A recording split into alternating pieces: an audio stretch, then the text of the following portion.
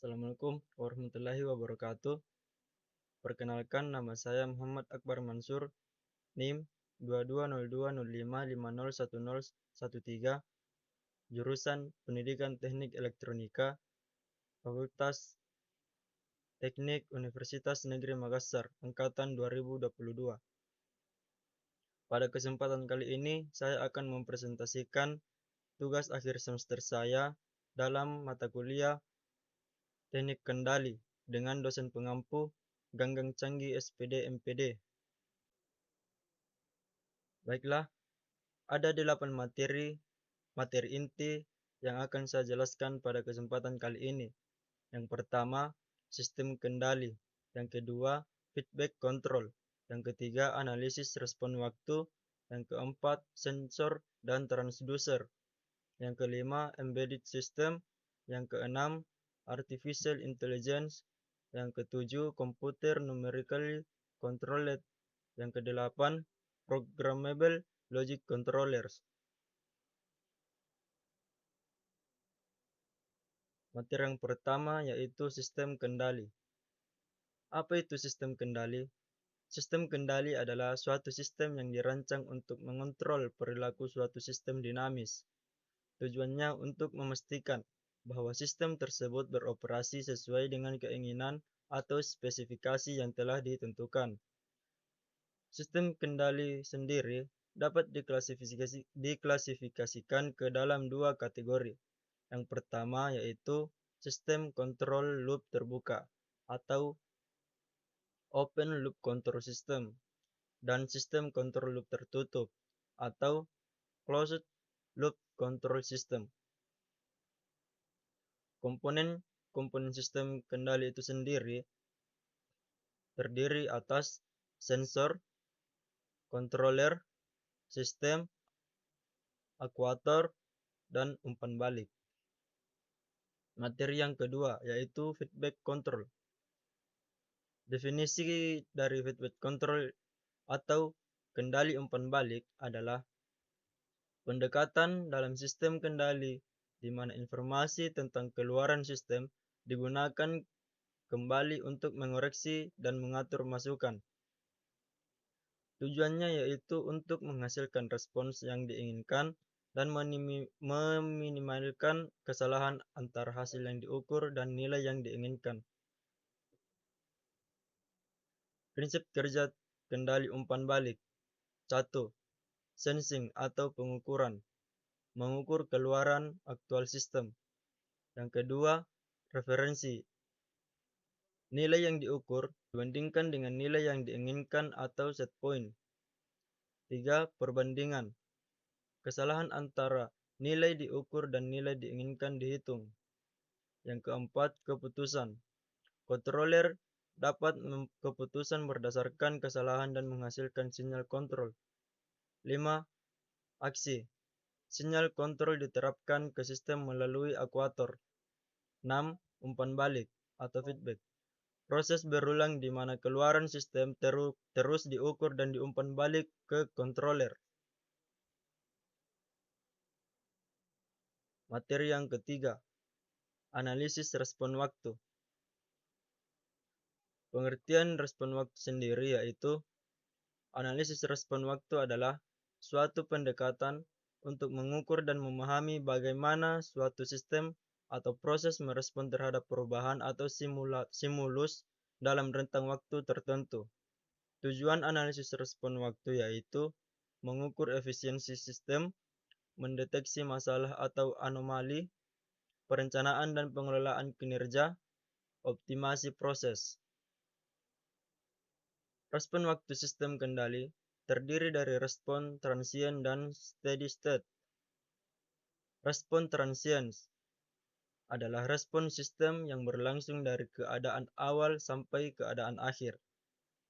Respon steady state adalah kondisi keluaran sesudah habis respon transient hingga waktu relatif tak terhingga. Parameter penting dalam analisis respon waktu yaitu yang pertama waktu puncak atau peak time, yang kedua overshoot, yang ketiga waktu stabilisasi atau settling time, Dan yang keempat yaitu rest time. Materi yang keempat yaitu sensor dan transducer. Apa itu sensor? Sensor adalah alat untuk mendeteksi atau mengukur sesuatu yang digunakan untuk mengubah variasi mekanis, magnetis, panas, sinar, dan kimia menjadi tegangan dan arus listrik. Kemudian apa itu transducer? Transducer adalah perangkat yang mengubah energi dari satu bentuk menjadi bentuk energi lainnya. Dalam konteks sensor, transducer mengubah sinyal fisik atau kimia menjadi sinyal listrik atau data yang dapat diukur. Jenis-jenis sensor. Sensor cahaya. Sensor cahaya bekerja dengan mengukur intensitas cahaya di sekitarnya. Ada beberapa tipe sensor cahaya, termasuk fotodioda dan fototransistor, yang menghasilkan respons berdasarkan jumlah cahaya yang jatuh padanya. Yang kedua, sensor tekanan. Sensor tekanan mendeteksi perubahan tekanan gas atau cairan di sekitarnya. Beberapa jenis sensor tekanan menggunakan perubahan resistansi dan kapasitansi untuk mengukur tekanan. Sensor magnetik. Sensor magnetik mendeteksi perubahan medan magnet di sekitarnya. Beberapa menggunakan Hall effect untuk menghasilkan sinyal berdasarkan kekuatan dan polaritas medan magnet. Sensor ultrasonik. Sensor ultrasonik menggunakan gelombang ultrasonik untuk mengukur jarak atau mendeteksi objek. Sensor ini mengukur waktu yang diperlukan untuk pantulan gelombang ultrasonik kembali ke sensor. Sensor kecepatan. Sensor kecepatan mengukur kecepatan pergerakan objek. Sensor ini dapat mendeteksi perubahan posisi atau mengukur laju perubahan posisi suatu objek. Sensor suhu. Sensor suhu mengukur suhu lingkungan atau objek dengan mengukur perubahan karakteristik fisik, seperti perubahan resistansi pada termistor atau ekspansi termal pada termokouple. Gambar input dan output transducer. Transducer dapat dibagi menjadi dua, yaitu transducer pasif dan transducer aktif. Transducer pasif yaitu transducer yang dapat bekerja bila mendapat energi tambahan dari luar. Sedangkan transducer aktif yaitu transducer yang bekerja tanpa tambahan energi dari luar, tetapi menggunakan energi yang akan diubah itu sendiri. Selanjutnya, materi yang kelima yaitu embedded system. Apa itu embedded system? Embedded system atau sistem tertanam adalah suatu sistem komputer khusus yang didesain untuk melakukan fungsi tertentu dalam suatu perangkat elektronik. Sistem ini terintegrasi secara rapat ke dalam perangkat yang lebih besar dan umumnya tidak dapat dioperasikan secara mandiri. Struktur sistem embedded. Yang pertama yaitu primary memory, central processing unit, input-output device, dan juga ada power supply. Komponen-komponen utama dalam sistem tertanam atau embedded system. Yang pertama yaitu microcontroller. Komponen utama yang berisi unit pemrosesan, memori, dan perangkat input-output yang diperlukan untuk mengendalikan sistem. Yang kedua yaitu perangkat lunak atau software. Program atau kode yang ditanamkan dalam microcontroller untuk mengontrol operasi sistem dan menjalankan fungsi yang diinginkan. Yang ketiga yaitu sensor dan aktuator. Sensor mendeteksi perubahan dalam lingkungan fisik atau kondisi sistem, sedangkan aktuator menghasilkan respon atau tindakan berdasarkan informasi dari sensor. Terakhir yaitu komunikasi. Sistem tertanam seringkali perlu berkomunikasi dengan perangkat lain, entah melalui koneksi kabel atau nirkabel. Selanjutnya, materi ke-6, yaitu Artificial Intelligence. Konsep dasar dari Artificial Intelligence adalah proses di mana peralatan mekanik dapat melaksanakan kejadian-kejadian dengan menggunakan pemikiran atau kecerdasan seperti manusia. Sebagian kalangan menerjemahkan Artificial Intelligence sebagai kecerdasan buatan. Artificial Intelligence dapat membuat sistem komputer bertingkah laku seperti manusia, dan sistem komputer dapat bertingkah laku yang diterima logika atau masuk akal manusia. Definisi kecerdasan buatan menurut beberapa tokoh.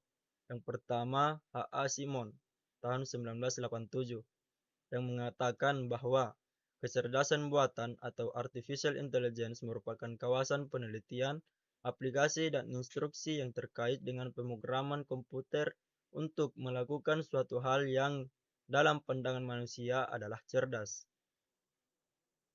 Menurut Drich and Knight, 1991, yang mengatakan bahwa kecerdasan manusia atau AI merupakan sebuah studi tentang bagaimana membuat komputer melakukan hal-hal yang pada saat ini dilakukan lebih baik oleh manusia. Kelebihan-kelebihan pada artificial intelligence. Kelebihan kecerdasan buatan.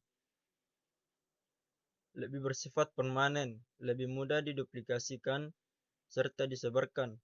Lebih murah, bersifat konsisten dan teliti karena kecerdasan buatan adalah bagian dari teknologi komputer, sedangkan kecerdasan alami senantiasa berubah-ubah. Dapat didokumentasikan. Keputusan yang dibuat komputer dapat didokumentasikan dengan mudah dengan cara melacak setiap aktivitas dari sistem tersebut. Kecerdasan alami sangat sulit untuk diproduksi. Dapat mengerjakan beberapa tes lebih cepat dan lebih baik dibanding manusia. Sedangkan kelebihan kecerdasan alami yaitu kreatif. Manusia memiliki kemampuan untuk menambah pengetahuan, sedangkan pada kecerdasan buatan, untuk menambah pengetahuan harus dilakukan melalui sistem yang dibangun. Yang kedua, memungkinkan orang untuk menggunakan pengalaman atau pembelajaran secara langsung, sedangkan pada kecerdasan buatan harus mendapatkan masukan berupa input-input simbolik. Pemikiran manusia dapat digunakan secara luas, sedangkan kecerdasan buatan sangat terbatas. Aplikasi kecerdasan manusia. Pengenalan suara dan bicara. Contoh asisten virtual seperti Siri, Google Assistant. Pengenalan citra dan penglihatan komputer. Contohnya seperti sistem deteksi wajah, pengenalan objek, pemrosesan bahan alami. Contohnya chatbot, terjemahan otomatis. Pengolahan data besar, big data analytic. Contohnya seperti analisis data kompleks untuk mengidentifikasi pola dan tren. Selanjutnya prediksi cuaca. Contohnya seperti penggunaan model pembelajaran mesin untuk memprediksi kondisi cuaca berdasarkan data historis. Terakhir yaitu mobil otonom. Contohnya seperti mobil yang dapat mengemudi sendiri dengan menggunakan tenaga AI. Selanjutnya materi yang ketujuh, yaitu Computer Numerically Controlled. Pengenalan kontrol numerik komputer. Pengertian adalah jenis mesin perkakas yang dikendalikan oleh program komputer untuk melakukan operasi pemotongan, pembentukan, pengukuran dengan tingkat akurasi yang tinggi. Fungsi CNC dalam hal ini lebih banyak menggantikan pekerjaan operator dalam mesin perkakas konvensional. Misalnya pekerjaan mengatur gerakan pahat sampai pada posisi siap memotong, gerakan pemotongan dan gerakan kembali ke posisi siap memotong. Prinsip kerja mesin CNC. Pemrograman. Proses dimulai dengan menggunakan program CNC menggunakan bahasa pemrograman khusus seperti G-code, encode. Program ini berisi serangkaian instruksi yang memberitahu mesin CNC tentang gerakan, kecepatan, dan fungsi yang harus dilakukan. Selanjutnya, input program ke controller. Program yang telah dibuat kemudian diinput ke controller CNC. Controller ini berfungsi sebagai otak mesin, menginterpretasikan setiap instruksi dari program dan mengarahkan mesin untuk menjalankannya. Selanjutnya, pengaturan awal. Sebelum operasi dimulai, operator melakukan pengaturan awal seperti pemasangan benda kerja, alat potong, dan kalibrasi mesin. Ini termasuk juga memastikan kecocokan antara program dan peralatan yang digunakan. Sinyal kontrol ke motor. Kontrol CNC mengirim sinyal kontrol ke motor-motor yang menggunakan sumbu-sumbu mesin. Motor-motor ini memindahkan peralatan seperti meja kerja atau alat potong sesuai dengan instruksi program. Selanjutnya, pemotongan atau pembentukan. Selama operasi, alat potong atau peralatan lainnya melakukan tugasnya sesuai dengan instruksi program. Ini bisa mencakup pemotongan, pembingkaian, pengeboran, atau operasi manufaktur lainnya tergantung pada kebutuhan. Selanjutnya, penyelesaian dan pemrosesan data. Setelah selesai, mesin menghentikan operasi dan menyelesaikan tugasnya. Operator dapat memproses data produksi dan mesin siap untuk operasi berikutnya. Dasar pemrograman CNC. Sistem implemental. Sistem di mana titik referensi terhadap instruksi berikutnya adalah dari titik ke akhir operasi terdahulu. Setiap bagian data dimensional diaplikasikan. Setiap bagian data dimensi diaplikasikan terhadap sistem sebagai jarak inkremen, diukur dari titik terdahulu pada sumbu gerak yang aktif. Sistem CNC absolut.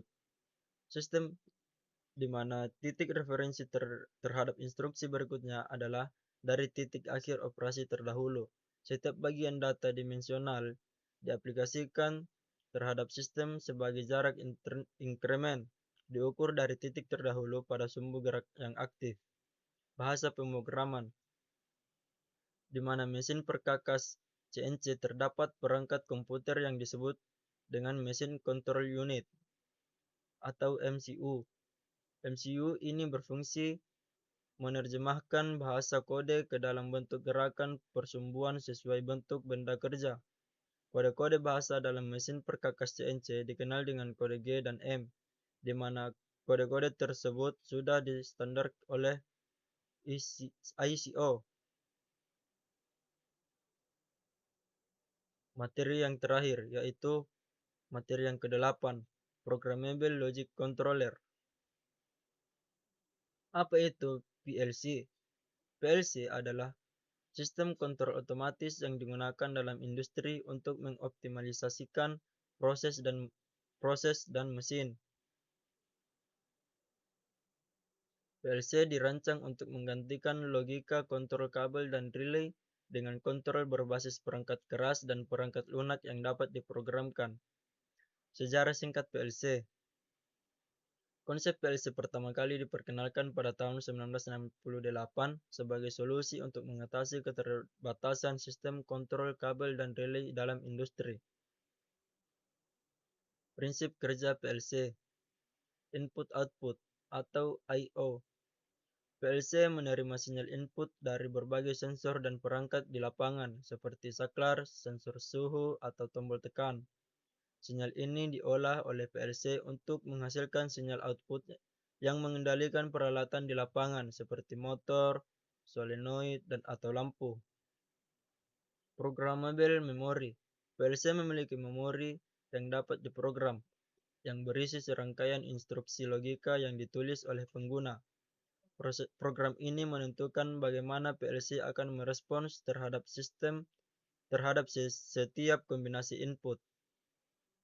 Programmable Logic. Logika program pada PLC mencakup kondisi dan instruksi untuk menghasilkan output berdasarkan keadaan input.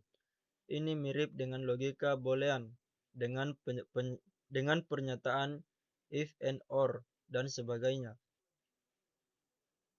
Sisel scan.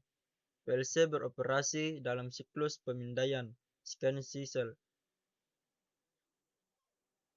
di mana ia terus-menerus memeriksa input, menjalankan program, dan menghasilkan output sesuai dengan logika yang diprogram. Sistem modular. PLC dirancang secara modular, memungkinkan penambahan atau penggantian modul sesuai dengan kebutuhan. Ini membuat PLC sangat fleksibel dan dapat diadaptasi untuk berbagai aplikasi. Antarmuka pengguna. PLC dilengkapi dengan antarmuka pengguna yang memungkinkan pengguna untuk memogram, mengatur, dan memantau operasi PLC. Ini bisa berupa perangkat lunak di komputer atau panel operasi di tempat. Kemampuan PLC. Yang pertama, ukuran semakin kecil dan kompak. Kedua, jumlah input-output yang semakin banyak dan padat. Yang ketiga, beberapa jenis TV PLC dilengkapi dengan modul-modul untuk tujuan kontrol kontinu. Misal, modul ADC atau DAC, PID, modul fusi, dan lain-lain. Yang keempat, pemrograman relatif semakin mudah. Hal ini terkait dengan perangkat lunak pemrograman yang semakin user-friendly. Yang kelima, memiliki kemampuan komunikasi dan sistem dokumentasi yang semakin baik. Yang keenam, jenis instruksi atau fungsi semakin banyak dan lengkap. Yang ketujuh, waktu eksekusi program yang semakin cepat. Kategori PLC berdasarkan jumlah I/O. Mikro PLC. Mikro PLC memiliki I/O dari 15 hingga 128. Karena ukurannya lebih kecil, jenis PLC ini digunakan untuk sistem otomatis yang lebih sederhana. Mini PLC. Mini PLC memiliki I/O dari 128 sampai 512, yang mana sangat banyak walaupun ukurannya mini. Kebanyakan sistem otomatis saat ini cukup menggunakan mini PLC untuk menyelesaikan segala instruksi dan program yang dibutuhkan. Rack PLC.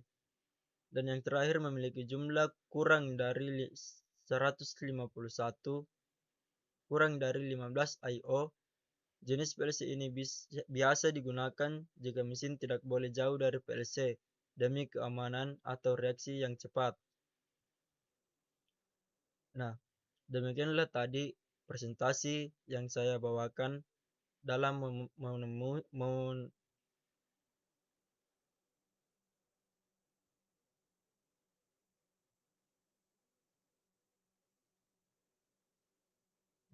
demikianlah tadi presentasi yang saya bawakan untuk memenuhi tugas akhir mata kuliah teknik kendali saya.